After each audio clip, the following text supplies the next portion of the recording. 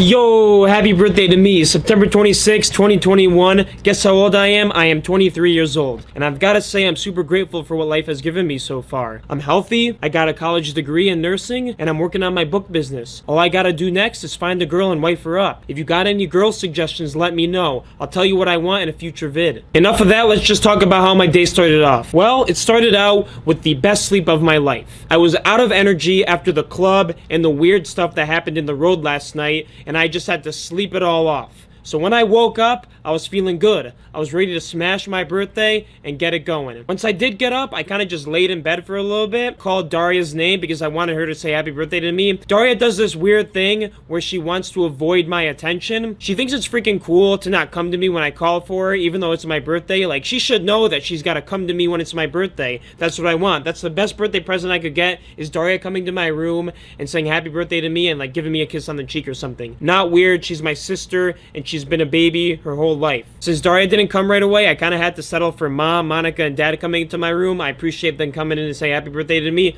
Mom also surprised me with some Totsa Yalubim. What the hell is Totsa Yalubim? Well, let me tell you. It is the nickname I gave to toaster strudels when I was like 2 or 3 years old. Not the toaster strudels with fruit, but the ones that have egg, cheese, and hammer bacon. Those are literally the best breakfast food I have ever had in my life. And every single birthday, I eat that for breakfast. Today was no different. As soon as I went downstairs, I popped those in the toaster and feasted on them once they were hot. For the next couple hours, I was kind of stuck home alone because Mom and Dad went to go see some of John and Mark's and Monica's and Daria's soccer games. So while I was at home, I kind of feasted on those Totsa Yalubim. I enjoyed myself with those. Then I got to work on editing one of these daily blog videos. I don't know which one it was, but it did take me a while to go through it because I wanted to make the cuts right. I don't like when there's like space in between when I'm talking about different topics. I like there to be a constant flow of words, so that's why I have to cut after every couple sentences or so to make sure there's no awkward silence. Once I got the video rendered and everything, I decided to go on the couch and take a small nap because I had an hour before John and Mark got home to pick me up, to bring me to Rec Park, because all of us were going to carpool to Modern A Pizza in New Haven. So they came the next hour, they woke me up, we went into the car and we drove to Rec Park. That's where we found Mom, Dad, and Daria. All of us went into the van and we took a trip down to Modern A Pizza in New Haven because that's the place I chose to go for my birthday celebration. At Modern, we were greeted by Grandma, Dale, Uncle Dan, Uncle Tom, Aunt Sharon, and the kids, Julie and Quinn. Oh yeah, and also Henry. Can never forget about Henry. That man is the life of the party. So we all went inside. Us kids sat at one table, all the adults sat at the other table.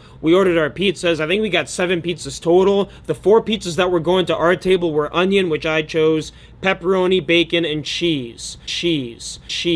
Henry, John, and I kind of just talked about what happened last night. Henry also told me about some history stuff, and we started talking about future trips. Like in November, I think the weekend after Thanksgiving, we want to go somewhere. Henry mentioned something about going to Gettysburg in Pennsylvania. That sounds kind of cool. I gotta see what else is in the area so that everybody else would like that trip. If nobody else likes that trip, we could figure something else out, like maybe Niagara Falls or maybe Virginia. Virginia's kind of far, but we'll see. The pizza came out piping hot. It looked mad good. I went right to feasting. I hit the onion pizza first because that's the one I chose. For some reason, I really like onion on my pizza. If I had a choice, I would choose like onion, bacon, and olives. That's really good. I always like to have at least one meat on a 3-topping pizza. That way you get the protein in. But other than the onion pizza, I kind of dabbled in the cheese. I'm not a big fan of pepperoni or straight up bacon, so I kind of stuck to onion and cheese. At one point, I overheard Grandma talking to Uncle Dan about how the prices of beer went up 70% this year. And I'm thinking like 70%, that's almost double, which doesn't make any sense. I mean, I don't buy beer that much, but I wouldn't say that a beer that costs $5 is all of a sudden costing like close to $10. Dan was also pretty speculative, but I guess Grandma got the story wrong.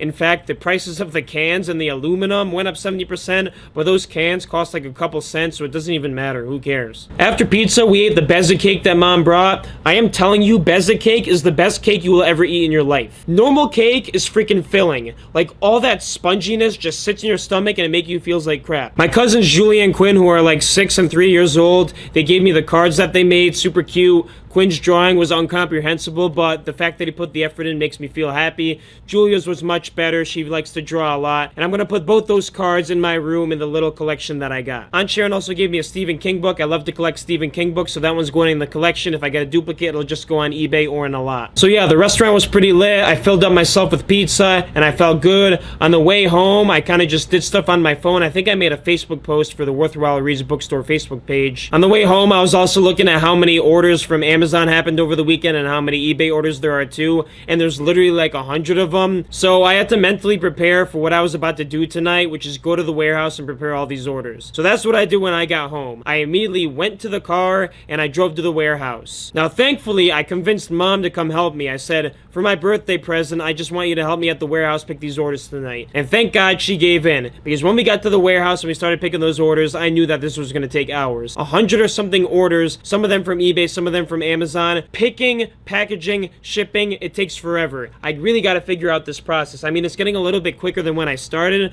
but still, it's very lengthy. I need to get that program that Roddick made for his brother's business. Maybe I'll have John do it or do some sort of spin-off of it. And honestly, there's not much to say about how we picked and packaged all these orders. I kind of started off by myself because Mom was late. Then when Mom showed up, I trained her how to package the eBay orders and look to make sure the shipping label matches the book. Then when we were done with eBay and those were off to the side, we got started on Amazon and I showed her that process. I appreciate her helping me. She learned some stuff. She's really freaking slow, and when she types, it's like a turtle. I don't know if she's going to get used to it because I don't know how much she's going to help me with it, but I'm glad to just show her, and it saved me a lot of time tonight. Finally, once that was all done, I got to recording the daily blog video. It was a pain. I was thirsty, and I took too many takes because I was so tired. I didn't know what I was saying. I got that done, and then I just hit the hay. I did not drive home. I slept in the warehouse. It always feels weird sleeping at the warehouse because it's kind of obvious that I do. I've literally had Josh Grooms, my neighbor, ask me if I sleep in the warehouse, and then I've had the people that do the woodworking ask me if I sleep in the warehouse. And I've admitted to them, yes, that I've slept here a couple times, but to make it seem like I sleep here more than a couple times, like, I don't want to do that because that's freaking weird. I guarantee you none of them have ever done it, but this is the grind, you know? I like being here. I like getting stuff done. If getting stuff done means I gotta sleep here, then so be it. I also got the mini fridge and the microwave so I can bring food whenever I want and eat on that so that I don't have to waste time going out for food or going home for food. If you got any questions about how one sleeps in a warehouse, you let me know. I'll show you the futon and everything. That's about it for today. I'm gonna go now. I'll catch up with you tomorrow. Peace.